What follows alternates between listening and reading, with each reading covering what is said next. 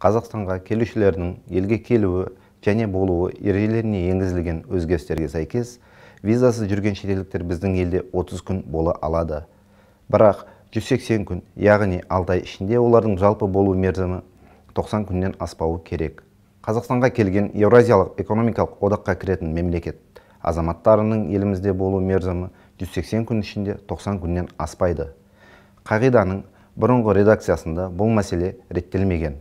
Сол себепті олар болу мерзімі аяқталғаннан кейін Қазақстаннан тыс жерлерге барып, қайтып келеді де сол арқылы болу мерзімін жаңартып алатын еді. Елде болуды шектейтін бұл ережелер уақытша тұруға немесе виза алуға рұқсат алған шетелдіктер үшін қолданылмайды.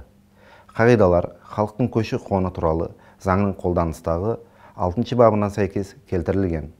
Құқықтық актілер туралы заңға сәйкес нормативтік құқықтық актінің күші ол қолданысқа енгізілгенге дейін туындаған қатынастарға қолданылмайды. Осылайша ережелерге енгізілген өзгерістер 2023 жылдың 27 қаңтарынан бастап біздің елге келген шетелдіктерге қатысты қолданылады. Қазақстанға кірген кезде белгіленген және рұқсат етілген болу мерзімінен асып кету фактісі анықталған жағдайда шекара қызметі халықтың көші-қоны туралы заңының 48 бабына сәйкес елге кіруді шектейді.